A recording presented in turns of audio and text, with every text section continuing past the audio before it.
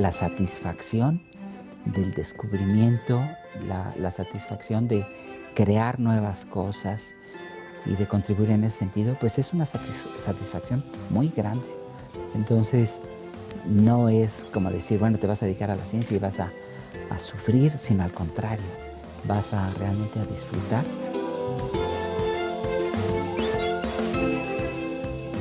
Al realizar ciencia, pues estamos tratando de contribuir al desarrollo del país y en este sentido nos interesa pues un México global y que la ciencia, por ejemplo, ayude a disminuir o de plano eliminar la brecha entre ricos y pobres en México, ¿no? México como país debe de procurar ser, vamos a decir, el mejor país del mundo, ¿no? Y si lo han logrado países como China y Corea, yo pienso que México también lo puede hacer.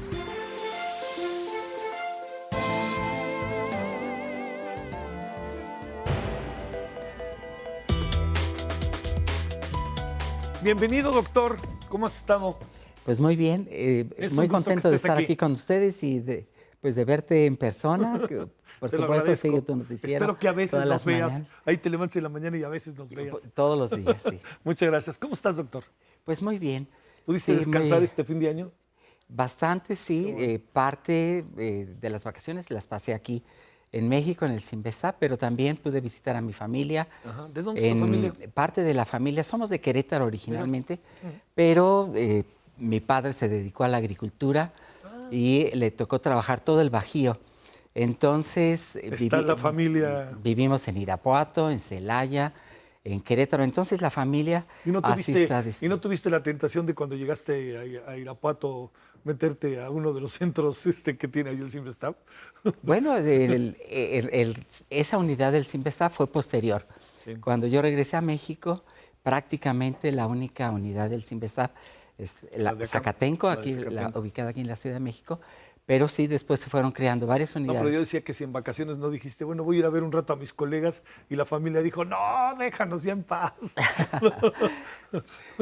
Oye, doctor, a ver, sé que estás haciendo cosas muy importantes. Me gustaría hablar de ellos en la segunda parte de la conversación, si no tienes inconveniente. Pero algo en lo cual tratamos de poner particular énfasis es cómo hombres tan destacados como tú, mujeres, hombres destacados, se dedican a lo que se dedican. ¿Qué es lo que les pasa en sus vidas, no? Entonces yo te diría que, te diría lo que le he dicho a otros colegas tuyos. Tú tenías 10 años y un día dijiste, yo voy a ser químico, o andabas como en otras cosas y de repente te apareció o un maestro o un hecho que te empezara como a cambiar la vida. ¿Cómo fue todo este desarrollo para estudiar y para convertirte en quien eres hoy, no? Sí, bueno, la influencia de los maestros es muy importante.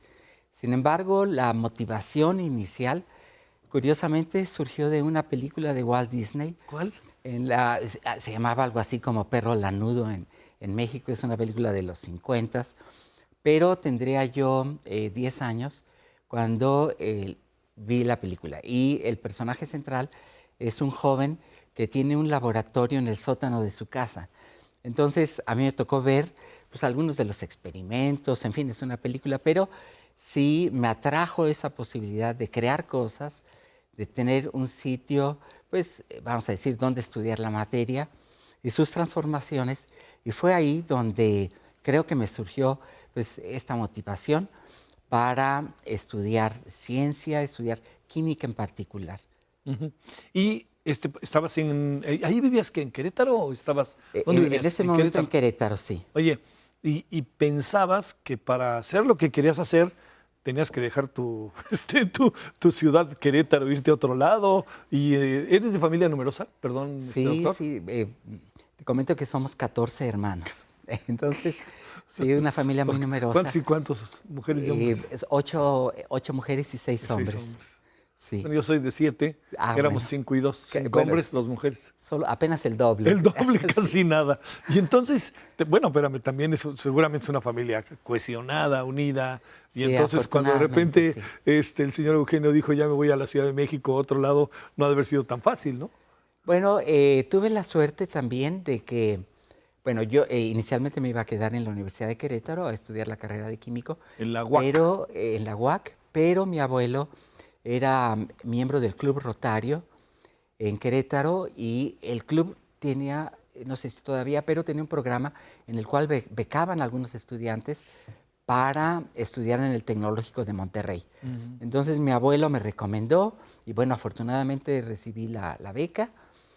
Posteriormente uno de mis hermanos, mi hermano Jorge, también la recibió. Pero en fin, ambos nos fuimos a estudiar a A Monterrey, Monterrey, al TEC Monterrey, cuando, Monterrey. cuando también el único TEC, vamos a decir, de Monterrey, estaba Estaba en en Monterrey. Monterrey.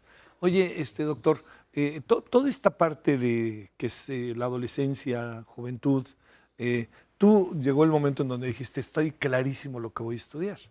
Dijiste, yo voy a estudiar químico. O no hubo duda si entraba por ahí la física, si entraba la propia medicina, o entraba la Sí. biología, otras áreas afines. Bueno, yo creo que siempre fue, digamos, la química, pero sí, cuando llegué al TEC de Monterrey, mis amigos, la gran mayoría de mis amigos, estudiaban ingeniería química, Claro. que, como sabes, es un poco diferente el enfoque. Y estuve a punto de cambiarme a ingeniería química, pero ahí la influencia de los maestros que comentabas, el director de la carrera de química, un profesor que se llamaba Jorge Domínguez, originario aquí de la Ciudad de México, el doctor Domínguez pues me hizo ver pues la belleza de la investigación en química y entonces ya él me convenció, digamos, de continuar en la licenciatura en química, aunque éramos, vamos a decir, mucho menos numerosos que los ingenieros químicos, ¿no? Sí. Entonces ya continué en investigación. ¿Qué hace un químico, doctor? Bueno, básicamente modificar la materia, o sea, todo lo que nos rodea es esta materia y la materia pues está compuesta de moléculas, entonces queremos por un lado conocer de la manera más precisa que sea posible la estructura molecular, cómo están unidos los átomos en la molécula. También hay un aspecto muy interesante que a veces pensamos que las moléculas pues, están fijas a lo Sí, mejor, sí. pero en realidad tenemos enlaces entre los átomos que pueden girar y esto da lugar a todo un campo especial de la química que se llama estereoquímica y que es realmente mi campo Tu de área. especialidad, mi Ajá. área de trabajo, porque ahí estudiamos por qué los átomos en la molécula prefieren ciertos acomodos, ciertas orientaciones, y cómo de esa, lo que le llamamos conformación, de esa conformación química, surgen también las propiedades específicas y la reactividad particular de diferentes moléculas. Entonces, es ese aspecto de la química en 3 dimensiones, en la estereoquímica, lo que a mí me ha atraído siempre. Ujú. Oye, doctor, terminaste la carrera, que supongo fuiste, no te hagas alumno muy aplicado y todo eso, ¿o no? Es regular, ¿eh? No, No, no, tampoco vas a no. presumir. Oye, pero te pregunto, terminaste la carrera y este dilema siempre en los científicos, en los que ya saben que van a ser científicos, ¿me espero o ya me voy a estudiar maestría y doctorado? ¿Cómo se dio todo ese proceso? Y sobre todo, ¿en qué especializarte? Porque una cosa es la carrera a lo largo de 4 años, ¿no? Sí, 4 años con 4 todo años. y la tesis. Y otra cosa muy distinta es ya cuando dices, bueno, me voy a dedicar a esta área y a esta área. ¿Qué hiciste ahí? Sí. Bueno, yo sabía que ahora sí que también para competir con mis colegas ingenieros químicos, yo tenía que ir un poco más allá, tenía que ser capaz de diseñar eso y de entender esos procesos químicos que necesitamos, bueno, en química en general, en México, digamos, y que de esa manera podría tener pues una mayor influencia en el desarrollo de la química en México o a nivel internacional. Entonces, era claro que necesitaba hacer un posgrado y ahí también, pues la casualidad, el destino me ayudó porque siendo todavía estudiante de licenciatura, acompañé al doctor Domínguez, Ujú, digamos, mi sí, profesor, lo acompañé a Guadalajara a un curso de estereoquímica y uno de los instructores, digamos, uno de los profesores en ese curso fue quien después sería mi director de tesis doctoral, un doctor alemán, pero que trabajaba en Estados Unidos, que se llamaba Ernest Eliel. Ujú. Y bueno, lo conocí y ahí mismo, pues platicamos, a mí me fascinó, él precisamente fue a hablar de estereoquímica a Guadalajara, y entonces el doctor Domínguez me recomendó, y cuando terminé la carrera ya me desplacé a Carolina del Norte, la Universidad de Chapel Hill, Sí. y ahí hice ya el doctorado con el Además, doctor es, Eliel. es un bonito lugar, ¿no? Carolina Muy del Norte, bonito, la verdad. sí, muy Y bonito. luego los campus universitarios son, bueno, el propio campus del TEC de Monterrey, que te tocó seguramente a ti verlo evolucionar, son campus muy agradables. Sí, El campus de Zacatenco, el campus de CEU, los campus sí. de No, otras sí, sí. universidades de los CEU estados, es ¿no? precioso, pero el Sinvestav también. Sí, el Sinvestav, claro que Sí, está sí. ahí. Hace poco estuve por ahí, bueno, pasé por ahí. Oye, entonces la maestría, el área es el área en que te vas a Carolina del Norte Sí. y vamos.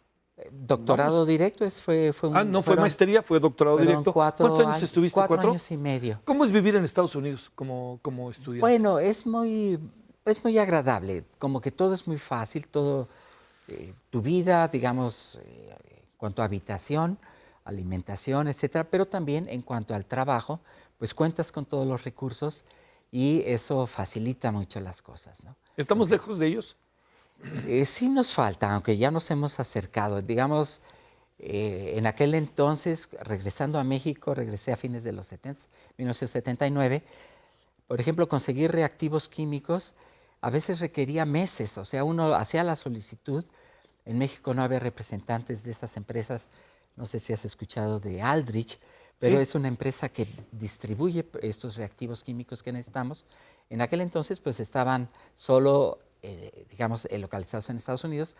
Había que pedir las cosas ¿Y qué y luego haces, y qué haces mientras, doctor? sí, existe la broma de que a veces llegaba el reactivo y ya se te había olvidado para qué lo querías, ¿no?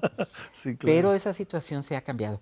Sí, insistimos desde aquel entonces en que era necesario contar en México ya con almacenes, con una distribución más directa de esos reactivos, y eso se ha logrado. Actualmente hay reactivos que ya se tienen, vamos a decir, en el almacén, en plaza, y en 2 o 3 días ya los tenemos en el laboratorio. Entonces eso ha facilitado mucho Ujú. las cosas. Oye, regresaste a México después de 4 años en Carolina del Norte y ya no volviste a salir. Sí, Bueno, supongo que saliste, ¿no? Pero me refiero, fíjate que en realidad terminé el ¿no te doctorado. contrataron allá? Debo confesarte que en un principio, pues yo dije, yo me quedo Sí. en Estados Unidos, y realicé primero un postdoctorado en la Universidad de California en Berkeley, y después trabajé un año en una empresa, el Syntex que mencionamos Ah, hace sí, un claro. momento, pero para entonces pues ya estaba realmente ubicada en Palo Alto, en California, muy cerca de Silicon Valley y Mira todo qué esto. padre que Entonces, oye, que estaba empezando a surgir el sí, Silicon Valley. también fue una experiencia muy Sí, interesante. Sin embargo, fue precisamente ese año en la empresa, en una empresa química, aunque era pues de mucha investigación, muy académica en cierto modo, pero fue precisamente esa experiencia la que ya me decidió a regresar a México, porque dije, no, pues mi trabajo, la influencia que yo pudiera tener, el impacto puede ser mucho mayor en mi país, en México, trabajando con los jóvenes mexicanos, ¿Y que quién te acá en con- y Estados acá Unidos. y acá a dónde regresar? Sé que no regresas con una mano adelante y otra atrás, pero ¿a dónde regresar, doctor? Sí, bueno, hubo varias entrevistas en la UNAM, en el mismo Sintex, que tenía todavía Sí. investigación en México, en la UAM y en el Sinvestav. En el Sinvestav me tocó conocer, no sé si lo conociste, el director, el doctor Manuel Ortega, Ujú. que después fue director del CONACYT, Del CONACYT, etcétera. sí, sí, sí. El doctor Manuel Ortega era una persona muy agradable, muy simpática, y platiqué, pues claro, con mis futuros colegas en el departamento de química, pero con el director, con el doctor Ortega, antes de retirarme, y fue una conversación inolvidable, ¿no? Ah, qué Como bien. platicar contigo, realmente, Sí. realmente muy agradable, y yo Muy de salí, fondo, muy de lo que te sí, y yo importaba. sentí mucho el apoyo de él como director, y yo dije, bueno, si me puedo considerar amigo del director de esta institución, del Sinvestav, creo que este es el lugar a donde yo... Tengo entonces, que, en ese momento me decidí a regresar al Sinvestav. bueno, oye, ¿hay apoyo a la ciencia en México o no, doctor? Tú que has Sí visto, lo hay, sí, a ver, sí lo hay. Ya ves, conoces la expresión, algo así como Dios aprieta pero no pero ahorca. no ahorca. La verdad es que no es tan sencillo. Por ejemplo, cuando uno regresa, pues tiene que pasar un cierto periodo en el que hay que superar algunos problemas. Por ejemplo, el primer proyecto que yo sometí al CONACYT, a pesar de tener calificaciones muy altas, no fue financiado por, vamos a llamar, circunstancias. Entonces, como que pagas una especie de noviciado. Tengo que decir que una vez que superé y que fui demostrando los primeros años que, pues, que podía realizar Y que investigación, estaba, que sí. formar estudiantes, etcétera, desde entonces he tenido un apoyo continuo del CONACYT y de otras agencias a lo largo ya de Ujú. más de 30 años, ¿no? Entonces, en ese sentido, ese apoyo, pues sí me ha permitido trabajar continuamente, terminar los proyectos, iniciar nuevos. Entonces, sí hay apoyo. Obviamente, estamos nerviosos en este año. Sabemos que Uy, sí, por el año un electoral. periodo electoral Sí, en el cual instituciones como el CONACYT pierden recursos. sí. Entonces, estamos preocupados, pero ojalá que pues la dirección del CONACYT, etcétera, encuentren los mecanismos para que sigamos trabajando sin Por lo problemas. menos parece ser, doctor, que ayer el doctor Cabrejo, el director de CONACYT, que es un muy buen personaje en mi opinión, dijo que por lo menos los 63,000 estudiantes becados pueden estar tranquilos este año, del 2018. Que esa es una buena noticia, ¿no? Sí, Ahora, cómo no. pero falta lo otro, que es lo de ustedes, el dinero para la ciencia, ¿no? Sí, A ver, sí. te digo, doctor, a ver, ¿qué estás ahorita haciendo? Bueno, ¿qué has venido haciendo en los últimos años? Que sé que al público del Canal 11 le va a llamar poderosamente la atención. Bueno, hemos trabajado tres áreas principales. Sí, Cuando yo regresé a México, me dediqué te comentaba esto del aspecto dinámico de cómo de la las química, sí, moléculas no están sí. fijas. Entonces, estuvimos trabajando en el área del análisis conformacional. Es, vamos a decir, química fundamental. Lo que puedes conocer en este estudio del análisis conformacional de las moléculas puede ser muy importante para entender la reactividad química y el comportamiento de las moléculas en general. Posteriormente, bueno, y sabes, en el medio académico contamos con el año sabático. Ah, claro. Entonces, mi primer año sabático nos desplazamos a Suiza, en donde pude trabajar en un tema de frontera en ese momento, y que sigue siendo de frontera, ¿verdad? Pero estaba como iniciando en ese momento lo que llamamos síntesis asimétrica de aminoácidos. Bueno, por un lado, los aminoácidos son muy importantes en las biomoléculas en los seres vivos porque son constituyentes de las proteínas que llevan a cabo pues, los procesos bioquímicos Sí. que se requieren en nuestra vida. Pero estos aminoácidos resulta que son asimétricos, no son planos, son, de nuevo, regresando a este aspecto tridimensional de las moléculas, los aminoácidos Ujú. son como pequeñas, vamos a pensar en pirámides o como manos, podemos pensar en nuestras manos, que a primera vista pudieran parecer iguales la mano derecha y la mano izquierda, pero que en realidad son diferentes. Entonces, estas moléculas de los aminoácidos así son, como derechos e izquierdos, y resulta que la actividad biológica, la efectividad, vamos a decir, de un aminoácido, depende de esta forma, nosotros le decimos configuración. Entonces, en el área de la síntesis asimétrica, lo que se quiere es preparar solo manos derechas o solo manos izquierdas, en otras palabras, solo aminoácidos D o aminoácidos L, para tener en el fármaco, en la aplicación que se requiere, únicamente la configuración correcta del aminoácido. Entonces, Para eso es lo que sirve estudiarlo. para eso es este tema de la síntesis asimétrica, Sí. ¿no? Entonces, cómo preparar únicamente aminoácidos derechos o únicamente Sí. izquierdos. ¿Y esto para Entonces, qué nos sirve a los seres humanos? pues a fin de cuentas, la actividad biológica puede depender de eso. Hay fármacos que si los tienes en la configuración correcta, tienen un efecto benéfico, Sí. pero en la configuración opuesta o no son activos, o sea, son inactivos, O no son, o a veces pueden ser tóxicos sí. y causar daño. Entonces, es un tema muy importante ¿Cómo no? la ciencia asimétrica.